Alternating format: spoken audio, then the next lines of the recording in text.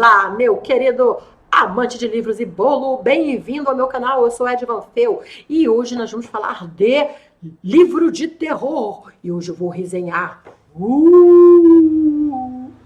Tá com medo? Esse é o Legião, de William Peter Blatty e aqui, reza a lenda, é a continuação de O Exorcista, que tá bem aqui, e que eu já fiz a resenha. Então, se você tá vendo esse e quer saber a resenha, como é que foi a crítica do Exorcista, dá uma olhadinha lá aqui no canal que já está disponível. Então, eu vou mostrar aqui, esta versão eu comprei, é da Dark Side, tá? É uma edição muito bonita, tá? Muito bonita mesmo. Eu gostei das cores, eu gosto dessas coisas escandalosas. Eles fizeram uma coisa estilo mangá, né? Então botou aqui, não tem capa, não tem nada. Eu comprei esse livro na Cultura de São Paulo, antes dela falir. E o nome, o autor, ficam na contracapa. Né? Então tem essa abertura aqui, né? Que é um trabalho bem bacana, com os trabalhos, as cores, né, principais. E aqui, ó, também vem, ou seja, é um livro bem bacana, tá? Eu gostei muito dele, eu quero já começar falando. Na verdade, eu vou começar falando da história, tá? Aqui fala, basicamente, o detetive Kinderman está investigando casos terríveis de crimes, assassinatos bem bizarros e que tem a assinatura de um assassino chamado O Geminiano. E este assassino, ele está morto há vários anos. Então, quem pode estar fazendo isso?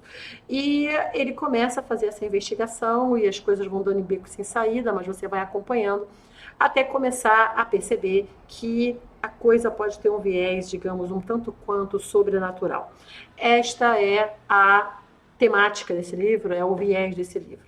Mas, Ed, você não falou que era a continuação do Exorcista? Não, eu não falei. Está escrito aqui que é a continuação do Exorcista, que é a primeira crítica que eu faço desse filme. Não me parece a continuação do Exorcista. Sim, você tem alguns personagens aqui que apareceram até como personagens satélites no outro livro? Tem, mas a história é outra, o foco é outro e não é nem exatamente um demônio que está provocando isso tudo, tá? Então, eu achei que tudo foi meio enganoso aqui, né? Se você está querendo, buscando aquilo, especificamente aquilo, você pode comprar gato por lebre.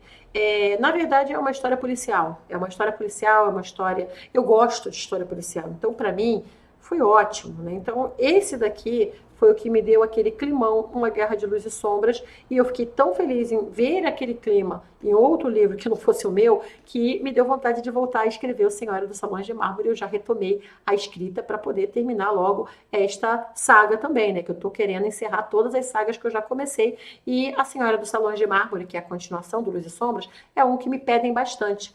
E ele tem muito clima desse daqui. O Luz e Sombras tem muito clima desse daqui. E é pura coincidência, porque eu escrevi há muito tempo e estou lendo esse livro agora. Então, basicamente, o que acontece? Ele não é bem uma continuação. Eu classificaria como uma spin-off. Né? Uma spin-off eu acho que já seria mais correto do que exatamente uma continuação. E até porque dá para você entender perfeitamente a história sem ler o outro. Eu li o contrário, eu li primeiro esse e depois eu li o outro.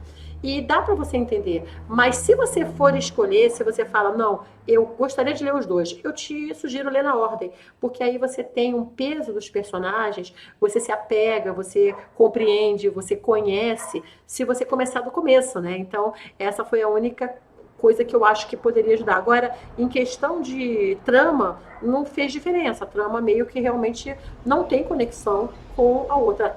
A conexão é o fiapo muito fininho. Existe uma conexão, mas ele é muito frágil. Tá? Então, eu não consideraria ele realmente uma continuação, tá praticamente uma história, uma outra história no mesmo universo, com personagens que já apareceram no anterior. A produção desse livro, eu acho ela muito bonita, muito bem sacada, só que às vezes o simples funciona melhor. Então, uma coisa que eles fizeram que eu achei muito irritante foi tirar os travessões. Não tem travessão, olha só, não tem travessão. É tudo aspas, tá tudo aspas. Então, a impressão que eu tenho é que eu estou lendo o texto corrido. Olha isso aqui, meu Deus do céu. Olha o tamanho desses parágrafos sem travessão ainda por cima. Assim, então, deu para ler? Deu. Incomodou? Incomodou. Assim, mas, assim, não chega a comprometer a história propriamente dita. Isso aí foi mais uma fonte, assim, de... Poxa, eu gostaria que vocês tivessem botado travessão, gente. Não, não inventa demais também, não, né? Vamos manter também o básico no básico, né? E tirando isso, eu não vi defeitos. Tem um errinho ou outro de revisão, mas gente, é ridículo, né? Não, eu não percebo esses erros são ridículos, eu não precisa nem citar. Agora, o que eu gostei desse livro mesmo, além da história, eu achei a história bem interessante, a história bem amarrada, eu achei legal. Eu gostei especialmente dos personagens. Os personagens, como no outro, só que dessa vez os personagens estão ainda mais carismáticos. Eu gostei mais dos personagens desse até do que dos personagens do Exorcista. São personagens bem-humorados, com ótimos diálogos. Eu li uma das críticas no Scooby, me segue lá no Scooby, que falou que o Kinderman é a pessoa mais confusa que eu já vi, fecha aspas. E eu não achei isso não, eu achei que o Kinderman, ele é um personagem que eu realmente vi que ama e odeio, porque muita gente o odeia lá no Scooby, e outros parecem gostar dele. Eu sou da turma que gosta dele. E por que eu gosto? Porque ele não é realmente aquele policial padrão, né, durão, que chega lá, não, vamos ver, que é só materialista. Ele está justamente no meio de grandes filosofias, as filosofias que você buscava, que você via, o Carras buscando respostas, você vê agora o Kinderman buscando respostas. Então são dois livros que buscam respostas do que existe após a morte, e principalmente, não exatamente do que existe após a morte, também é um dos questionamentos que eles fazem, mas principalmente sobre o bem e o mal, assim, sobre a existência de um Deus que permite o mal. Então isso era o problema da crise de fé do Carras, e este é a busca filosófica de um detetive que vê crimes terríveis acontecendo com pessoas inocentes e pessoas que não merecem, e ele para e pergunta, e aí Deus, você está olhando isso ou não? Tá descansando? Tá olhando para o outro lado? O que você está fazendo aí? Então, ele vai desde a busca filosófica de tem alguém gerenciando isso aqui ou é caos absoluto? E ele vai buscando, ele vai falando coisas completamente malucas e que quem não tiver muito atento vai achar que ele é doido, até que aquelas coisas você percebe que estão se ligando num fio de ideia para que ele chegue a uma conclusão. E isso inclui falar de pássaros, como eles falar de um determinado pássaro e como ele constrói o seu ninho. Isso inclui ele falar de casos anteriores que aconteceram com não sei quem. E quem ouve geralmente isso é o Atkins, que é o assistente dele. Então é um policial mais jovem e é um policial todo certinho, todo zen, obediente, e que tem esse lado tem um lado de humor também, mas é muito mais sutil. E como a história aparece, a história acontece 10 anos depois, não sei se é 10 ou 12, mas 10 anos depois do Exorcista, do caso, né, do que aconteceu no Exorcista, o Kinderman fez uma grande amizade com o Padre Dyer, que era o melhor amigo do Padre Carras. Então eles acabam ficando grandes amigos, eles vão ao cinema, eles conversam muito. Então é muito bonito ver essa amizade não tóxica, especialmente entre homens, né? Eu achei isso lindo, eu achei uma gracinha, o relacionamento deles.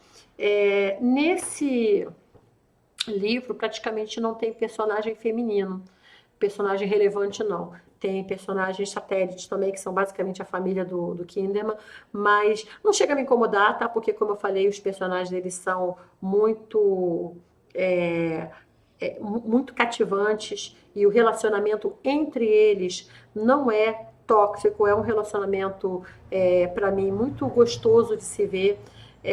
E eu achei a trama em si muito bem amarradinha, né? Como eu já falei. Então, é um livro muito gostoso de ler, eu li muito rápido, né? E não dá vontade de parar, dá vontade de você sair seguindo, sair seguindo. Tem momentos extremamente comoventes, tem momentos que você fica muito triste com o que acontece, tem momentos que você fica roendo a unha, que você fala, corre, corre, vai lá, corre, vai, tenta impedir isso. E eu achei também muito rico em pesquisa. Tem muita pesquisa sobre doenças, né? Especialmente doenças mentais. Aqui ele foca muito em doença mental, né? Então essas pesquisas dão até um boom na sua cabeça, porque conforme elas vão sendo mostradas, todos os problemas que podem acontecer, você começa a ver, meu Deus do céu, o nosso corpo é uma arapuca, não sei como é que a gente está vivo, porque tanta coisa que pode dar errado dentro da gente, e especialmente os problemas mentais que podem ocorrer, que me pareceram todos muito bem embasados. São problemas realmente muito loucos mesmo, né? Me leva até a questão da própria Covid, que a gente teve aí essa pandemia horrível, e a gente teve muitos casos de pessoas que tiveram sequelas que assim, quase não fazem sentido pra gente, né? Por exemplo, a questão do cheiro. Teve gente que voltou com a sensação de cheiro completamente diferente. Então, a pessoa não consegue comer porque toda comida para ela tem cheiro de gasolina, né? Tem cheiro de gasolina, de posto, né? Ela não consegue comer. E outras pessoas que o cheiro está completamente trocado, né? Então é uma coisa meio louca. Outras pessoas que estão com problemas de memória, né? Como o rapaz que entrou, botou roupa, sapato, pegou as coisas, ele tinha que ir a algum lugar, pegou o ônibus e dentro do ônibus ele esqueceu completamente para onde ele estava indo e ele não conseguiu se lembrar. Ele chegou no ponto final, pegou o ônibus de volta e voltou, porque ele continuou não lembrando. Então, são coisas que o nosso cérebro faz que a gente fica, assim, confuso e desorientado. A gente fica bem perturbado com esses truques, né? Com essas coisas que o nosso cérebro pode fazer.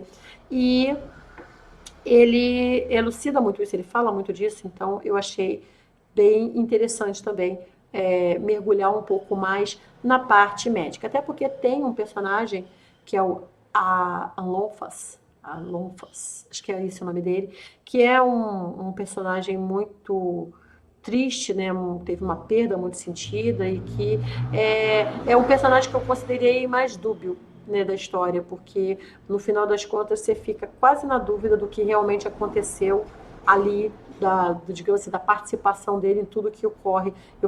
Confesso que eu fiquei na dúvida, confesso que eu não sei se foi a ideia dele, a intenção dele deixar você na dúvida, que inclusive é uma coisa que ele tenta fazer no Exorcista, e aí você se sente imbecil, que você olha assim e fala, really? Você está querendo que eu duvide do que aconteceu? Sério, isso tinha uma cama flutuando meio metro, quase 1 metro acima do chão, e você quer que eu duvide que aconteceu alguma coisa. Então ele tenta isso no Exorcista, não cola para mim. E nesse daqui, ele deixa umas coisas meio para você deduzir, ele dá a dedução do Kinderman, mas você mesmo pode ter as suas deduções. E aí eu fiquei na dúvida sobre, assim, não ficou muito claro a participação do Alonfas ali, mas eu acho que ou eu posso não ter entendido direito, ou ele realmente quis deixar, me parece muito uma coisa do autor, deixar que você tome suas próprias decisões. Tá bom? Então, essa foi a resenha de hoje. E este livro, gente, sinto muito, eu não vou sortear, porque eu achei ele muito bom. Se ele fosse só com uma produção bonita, isso aqui, inclusive, é um trabalho de nanquim em pontinhos, tá? Eu fiz esse trabalho de nanquim em pontinhos com uma igreja de Notre Dame, no momento em que eu estava profundamente deprimida. Então é uma coisa meio louca, né? Porque pontinho demora muito tempo, pontilismo. A gente chamava de nanquim pontinhos, mas é pontilismo. Tá? Então, assim, eu vou ficar para mim, e inclusive eu já estou comprando o Exorcista também do mesmo padrão, e já comprei também a nona configuração também do mesmo padrão da HarperCollins Brasil. Então, eu não vou sortear esse não, eu sinto muito, tá bom? Mas eu vou sortear algum livro da Linhas Tortas, vou sortear um Irmãs de Sangue, que também é terror, também tem sangue, é um conto, então ele é fininho, dá para você ler bem rápido, e depois eu vou querer saber o que você achou. Então, se você quiser ganhar um Irmãs de Sangue, é só, como sempre, se inscreve aqui no canal, se inscreve no circulodefantasia.com, tem aqui o link na descrição do vídeo, e daqui a uma semana você aguarda, mais ou menos, o meu e-mail vai chegar, fazendo uma perguntinha, e você, se quiser esse livro, vai responder para mim. E eu vou pegar as pessoas que responderem e vou estar fazendo o meu sorteio analógico, enquanto eu não souber fazer um sorteio virtual, tá bom? E aí eu mando para você pelo correio sem nenhum custo, se você tiver a fim de ganhar, então, um livro direto na sua casa para você curtir. É só fazer esses passos, tá bom? Um super beijo, muito obrigada e Não esquece, se inscreve no canal, compartilha, deixa um comentário, curte, ajuda o canal a crescer, tá bom? Um super beijo e tchau, tchau.